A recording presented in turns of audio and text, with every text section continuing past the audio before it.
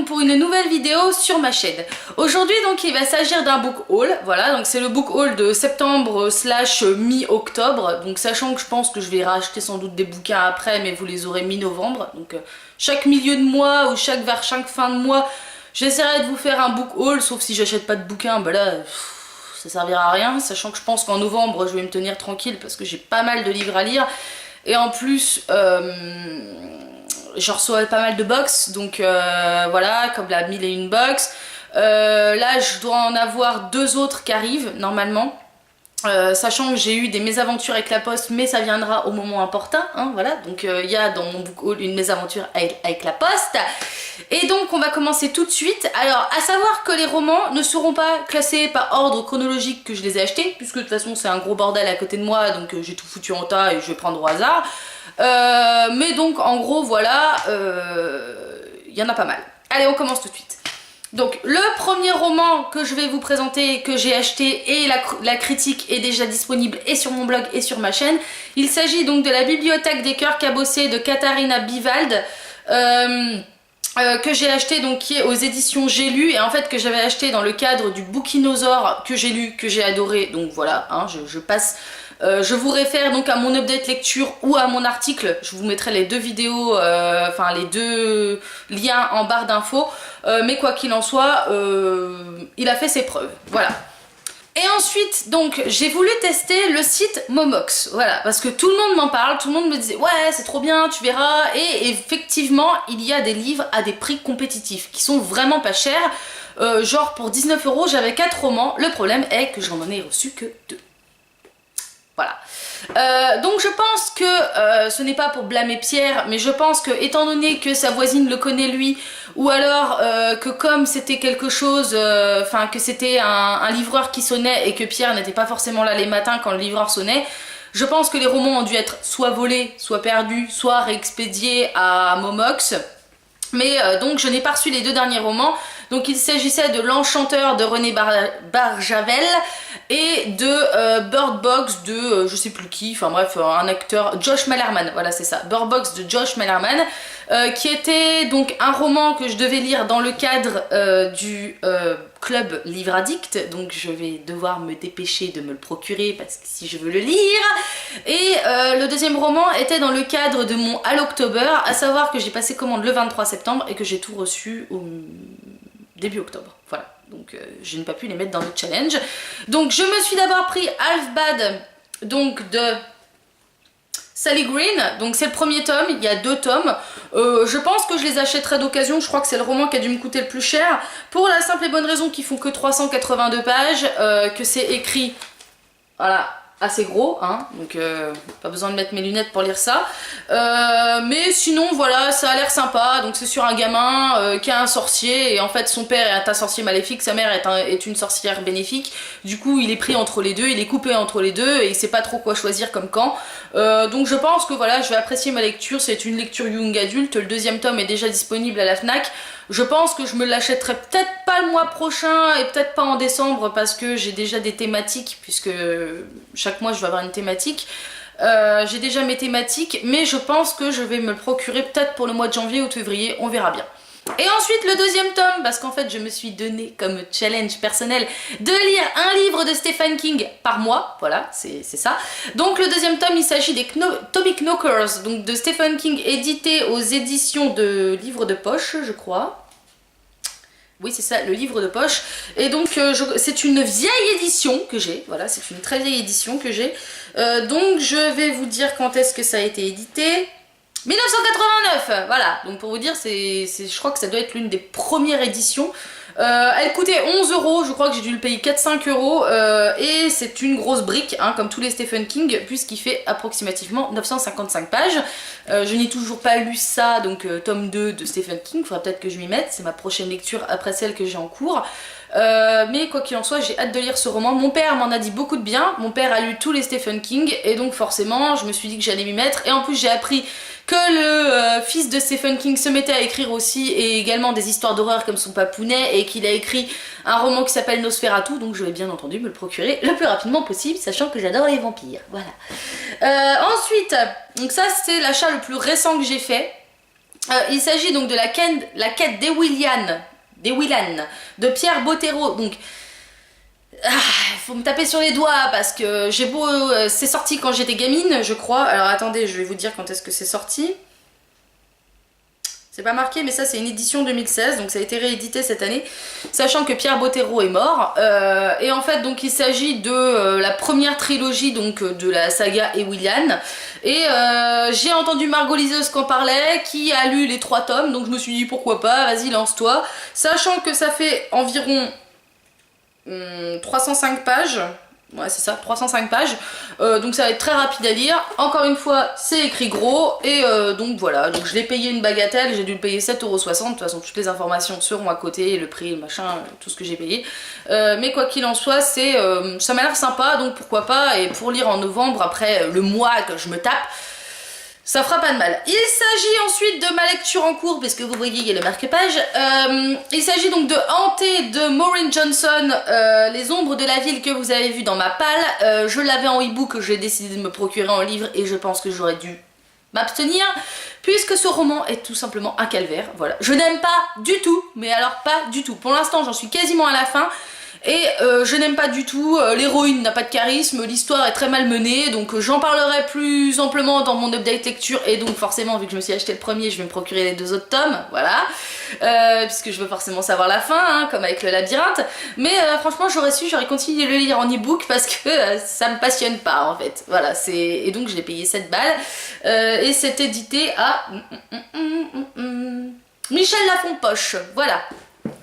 Le roman ensuite que je vais vous présenter, je vous l'ai encore une fois de plus présenté dans ma palle. Il s'agit de Carnaval de Ray Célestin, que j'ai également déjà lu, que j'ai payé donc environ 8-9 €, j'essaierai de vous retrouver le prix.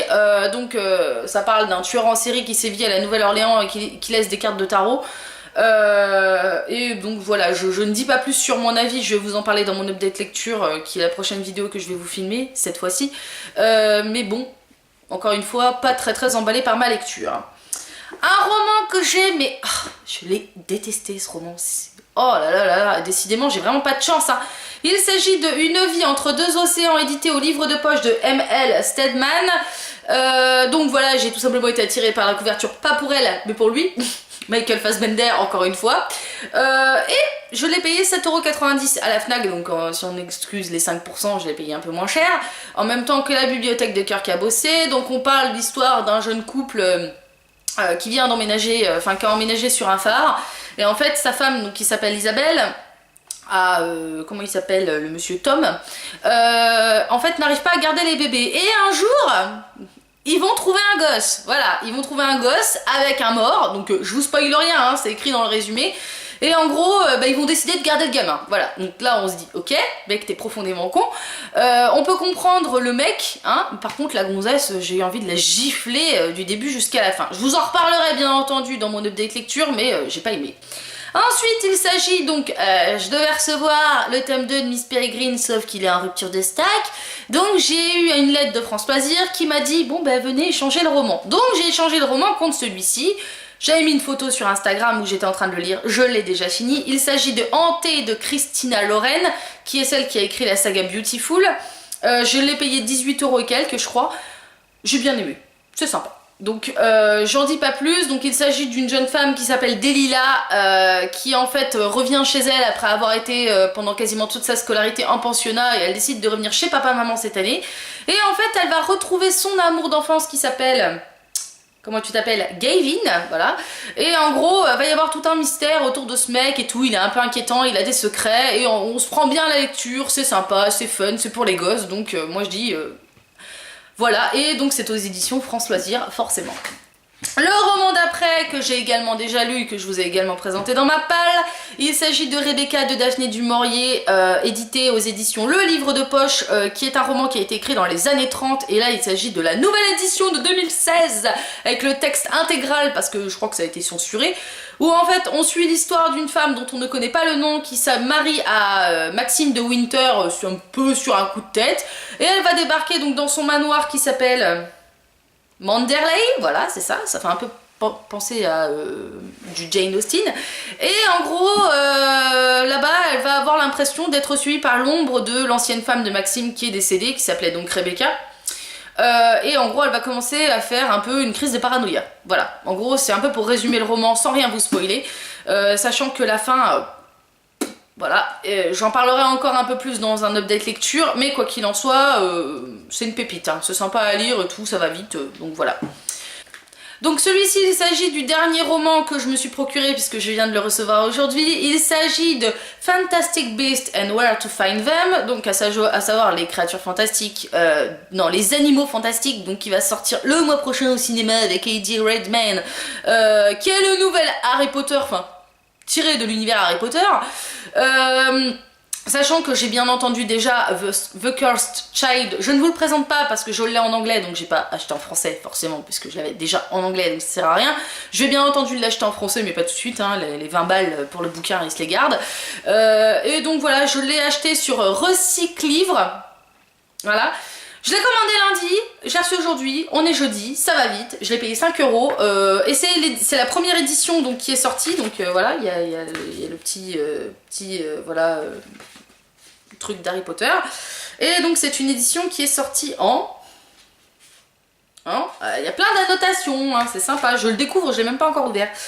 Et c'est une édition qui est sortie en 2001, donc c'est bel et bien la première édition qui est sortie, donc c'est vraiment tout petit, hein, et en fait il est plus édité en France. Mais il va ressortir l'année prochaine, voilà, il ressort je crois en février-mars 2017. Mais donc moi j'avais envie de le lire, et en fait je me suis donné comme challenge également de lire un livre en VO par mois. Donc je l'ai pas fait en septembre, mais je l'ai fait en août, puisque j'ai lu Harry Potter and the Cursed Child, et là donc je vais lire celui-ci ce mois-ci. Il est court, donc ça va être parfait, et sachant que pour le mois prochain j'ai déjà une idée de ce que je vais lire, et il faut que je me le procure évidemment. Le roman que je vais vous présenter ensuite, pas de grande surprise, j'en ai parlé dans mon update lecture. Il s'agit de Miss Peregrine et les enfants particuliers de Ramston Riggs, aux éditions Bayard, qui coûte une petite fortune puisqu'il coûte 16 €, le deuxième tome 17 € et le troisième tome 18. Voilà. Et en fait, je l'ai lu parce que Tim Burton sortait le film. Donc je me suis dit, vas-y. Et ma mère, femme très avisée, m'a sorti, il faut surtout pas lire les romans avant d'aller voir les films. J'avais déjà eu la mauvaise surprise avec Eragon et avec 16 lunes. et là, ça se passe de commentaires. Hein. Je ne ferai même pas d'article sur ce film, je crois. Tim Burton, putain, tu nous as fait quoi? Alors je sais que les gens ont bien aimé, hein, donc c'est pour ça. Moi j'ai pas aimé. Et sinon j'ai adoré le bouquin, bon Jacob, voilà. Et en plus c'est une très très belle édition puisqu'il y a des photos. Donc à savoir, mes petits chéris, qu'il est sorti en poche, qu'on retrouve également les photos, donc dépensez pas 16 € là-dedans, allez vous l'acheter en poche. C'est une très bonne lecture à faire, ça se lit vite, moi je l'ai lu en une journée. Donc voilà, moi je dis c'est tout bénef. Hein. Et ensuite, c'est un peu sur un coup de tête et ça va annoncer la couleur du mois prochain, puisque le mois prochain je vais me pencher sur les réécritures de contes. Donc il s'agit de La Belle et la Bête et autres contes, écrits par Madame le Prince de Beaumont, donc qui est la première à avoir écrit le conte de La Belle et la Bête. Aux éditions des Brio, donc je l'ai payé 2 €. Et en fait, donc c'est un tout petit conte. Donc c'est la première qui a écrit La Belle et la Bête. Donc je vais essayer de retrouver l'année. Je vais essayer. C'est dans les années... Ouh, c'est très vieux. Il n'y a même pas d'année. Non mais t'es sérieux là? Elle est où l'édition?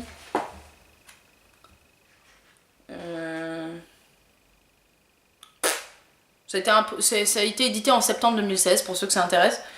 Mais on n'a pas l'année. On n'a pas l'année à laquelle c'est sorti. Et ensuite, donc le deuxième et dernier roman que je vais vous présenter, c'est encore La Belle et la Bête, cette fois-ci écrit par Madame de Villeneuve, donc qui est la seconde, encore édité aux éditions Librio, donc j'ai encore payé 2 €. Et donc celui-ci, est-ce qu'il y a la date d'édition? À savoir que donc on a la jolie tête de Léa Seydoux, que j'aime pas, sur la couverture, mais bon, je voulais pas payer plus de 2 € pour des réécritures, pour des contes. 2010, ça a été édité en 2010, donc je crois que c'est quand est sorti le film avec Vincent Cassel et Léa Seydoux. Et pourquoi j'ai voulu lire La Belle et la Bête? Déjà parce que j'adore le dessin animé, deuxièmement parce qu'il y a le film avec Emma Watson qui va sortir l'année prochaine, donc j'espère que cette fois-ci elle aura pris des cours d'acting, et ensuite voilà, parce que je voulais me pencher un peu sur les contes, sachant que j'ai lu les contes de Perrault, mais j'ai jamais lu les contes d'Andersen et de Grimm. Voilà, bon, j'ai dû en lire quelques-uns, mais pas beaucoup. Ou alors je ne m'en souviens plus, je devais être gamine encore, donc je me suis dit, vas-y, penche-toi sur les contes, lisant quelques-uns. Et en plus, j'ai envie de lire la réécriture donc, qui est de Sarah J. Maas, qui s'appelle A Court of Thorns and Roses, qui n'est pas publiée en français, donc qui est publiée en VO, et il s'agira de ma lecture de VO du mois prochain. Voilà, voilà, j'annonce la couleur. Donc voilà, cette vidéo est enfin terminée. Donc je vous ai parlé donc, de mes mésaventures avec Momox, sachant que la deuxième mésaventure, j'en parlerai quand j'aurai le colis entre les mains, puisque le site a accepté de me réexpédier ce que j'avais commandé. Donc je vais vous en reparler. Mais quoi qu'il en soit, la poste, voilà, hein, pauvre Pierre, du coup. Et moi, quoi qu'il en soit, je vous dis à très bientôt pour une prochaine vidéo, sachant que je vais les filmer à la suite, hein, j'ai pas envie de me prendre la tête. Donc vous allez avoir, je crois, 3-4 vidéos où je suis habillée pareil, où je suis maquillée pareil, de toute façon on s'en bat les steaks. Puisque pour l'instant j'ai le temps de filmer, et puis bon, après, montage par-ci par-là, donc ça va s'étaler peut-être sur 2 semaines. Donc voilà. Je vous embrasse, j'espère que vous aussi vous avez fait de bons achats. Si vous avez acheté des livres, vous pouvez m'en parler en barre d'infos, me partager votre vidéo, me taguer sur un truc Instagram, je m'en bats les steaks. Au contraire, j'adore regarder ce genre de trucs. Je pense d'ailleurs à Elliot et ses livres, qui est jusque-là une ville tentatrice, puisqu'elle m'a tenté avec pas mal de romans. Je te déteste! Et donc voilà, donc je vous embrasse, moi, j'évite de me mettre du rouge à lèvres sur ma main, ça serait cool. Et donc je suis fatiguée. Que la force soit avec vous et salut!